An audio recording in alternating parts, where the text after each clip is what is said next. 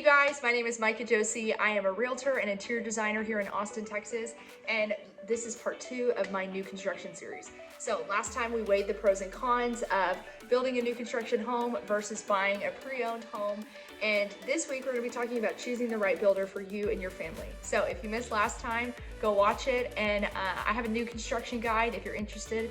It's got everything that we're going to be talking about, plus some extra information and details. So if you're interested in that guide, just shoot me a text and I can send it over to you. But let's get started, you guys.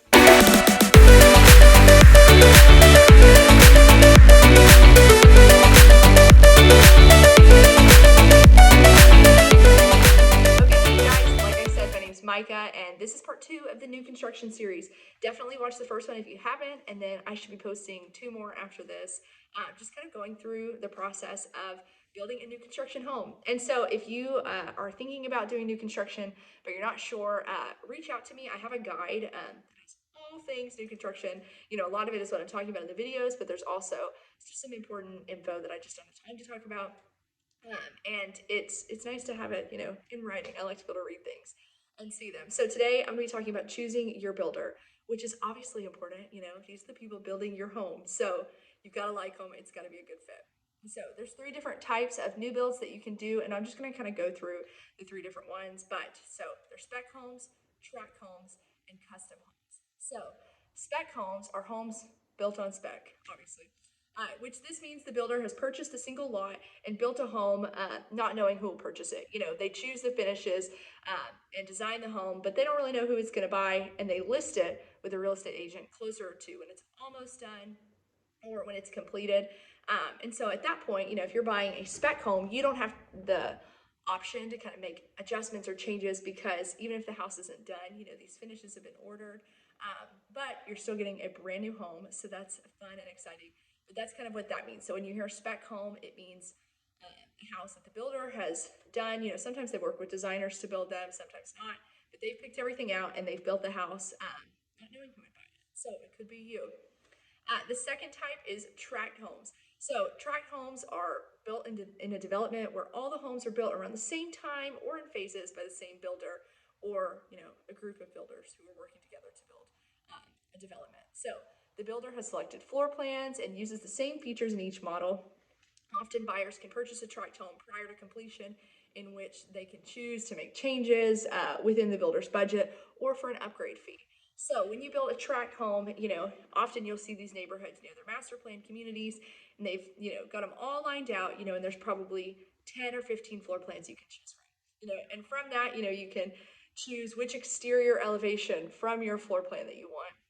You know, and they offer upgrades. You know, each builder does it differently, but for, you know, just across the board, they kind of all offer some sort of upgrades that you could do, you know. And I usually recommend people, you know, if you're thinking about building a tract home and picking out a floor plan, number one, I always recommend you don't have to spend what you're pre-approved for. But especially when you're choosing a home to be built, you know, when there's option for upgrades, definitely go significantly lower than what you are wanting to spend for your home. You know, obviously lower than what you're pre-approved for, but lower than that even, so that you have room to upgrade things. You know, you would be surprised what is an upgrade for builders. You know, even I don't know. There's just like there. I just closed on one, and it was up having grass in the backyard put down was like, it was like $1,000 upgrade, and I thought that was just mind blowing, insane. Because it's grass, and this is Texas. It's not like we have just like pretty dirt. Like we have mud, and it would have been horrible and awful. But you know, that's what I mean. Like there's just things that you would never dream are an upgrade that are. So definitely ask those things, and ask your realtor. You know, if you're here in Texas, you can call me and I can find out for you. You know, usually I know kind of the standard across the board of what's an upgrade and what's not. But definitely plan for that. Plan to be, you know, upgrading a few things. Or, you know, it's sometimes it's nice, you know, a lot of people, you know, when they build a house, they may get, even if they don't want carpet, they just get carpet from the builder because it's not an upgrade, it's cheap. And then after they move in, you know, they redo the floors. You know, so there's things to weigh, the pros and cons. You know, does it make more sense to do it with your builder or to do it after? But anyways, that was a tangent that I didn't mean to go on. But tract homes, that's what those were. So just, they're homes in a community that you can upgrade a few things, but they're mostly planned out. Anyways, that was a long rant. But the third one is custom homes. And custom home is when a buyer purchases their land and then contracts a builder to build a home for their choosing. They're building a custom home. So the buyer chooses their floor plan or has an architect draw one up, chooses all the features, sometimes with the assistance from the builder or an interior designer. So if you're looking for a custom home, if you're looking to do that, then you've got to find a lot to do it on, and a lot in a place where they let you, whether you're on a big piece of land or a lot in a neighborhood that lets you do custom homes. These are things to look into, looking into the deed restrictions or HOA guidelines if they have them, but that's just something that your realtor could do kind of the dirty work for you and have to do all of that stuff that is not as fun looking through that and figuring out what you can build. But if you're building a custom home, you need to find especially a builder that works perfect, with you. Interview a few, kind of have a list of questions. I can send you over a list of questions if you're curious, like what do I need to ask my builder, I can send it to you. So just let me know if that's something you're interested in. Definitely make sure that there's a good line of communication between you and the builder. If you're already, when you're just trying to figure out if they're good or not, having a hard time with communication, that's a red flag. You definitely want someone that is going to stay, keep you updated on the steps through the process. When you're building a new home, it's important to stop by at least once a week. You'll probably be so excited you'll want to stop by more, so that you can see what's going on and make sure the stuff goes through as you've planned. Even in a tract home neighborhood where they're building the same house over and over again, there's different finishes that you want to make sure, hey, this is the tile, we didn't choose this tile, we chose this one, they're installing the wrong one. And if you catch it early, then it's an easy fix and no big deal. But it's just things that you need to watch for. And, say you're moving from out of state or out of town and you can't visit, every week to check and see what's going on. That's the importance of having a realtor. When I have new build clients, I go out to their new build at least once a week, to check and do a walkthrough video for them if they can't be there, but just to make sure that things are going on track and that everything is working smoothly. So it's nice to catch things because even the builders are just busy. They're building 20 houses at a time in tract home neighborhoods. So it's good to just watch out for your house and make sure that it's going just like you want it.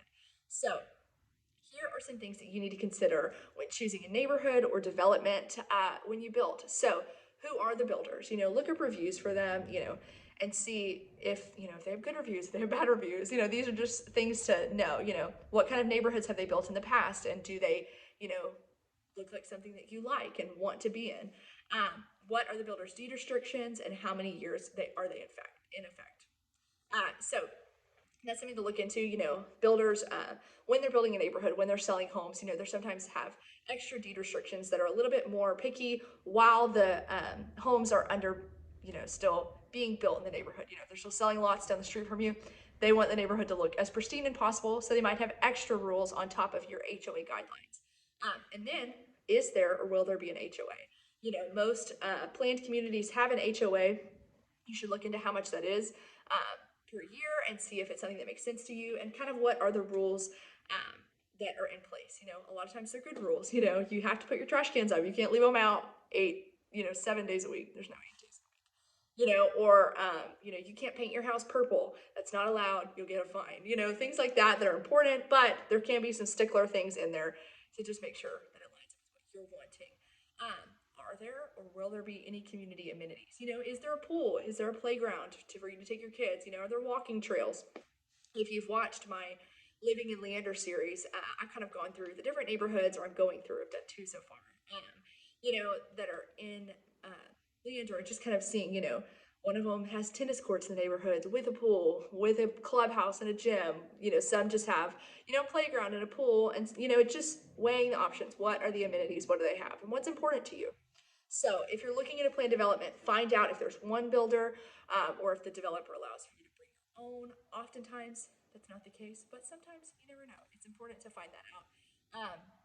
And so some builders oftentimes fail on their promises, and they cut corners and do things the wrong way. So just make sure that you interview your builder before you start the build or before you sign anything.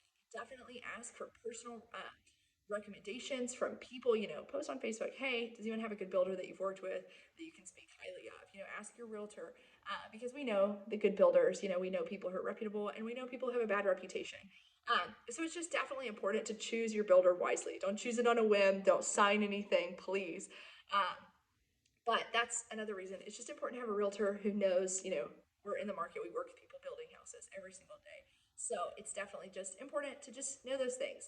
Um, so yeah, so I have a list of things to ask your builder, if you're thinking about building a house. So feel free to reach out for me or reach out to me for it. I need another cup of coffee this morning. But and I can send it to you again. I have that new construction guide. You can just text me. My number's in the bio. And yeah, and I'd love to send it to you. I can get it to you really quick. So if you're in Texas, please reach out. And if you're not in Texas, but you're like, I need a realtor, I, need help. I have a lot of friends who work all over. So reach out to me. I might have a good connection for you wherever you're at. So I hope y'all are having a great day. And next week, I'm going to be talking about selecting your options and all of the upgrades. I kind of went on a tangent on that earlier, but next time is just fully devoted to that. So anyways, I hope y'all are having a great day. So, bye, y'all.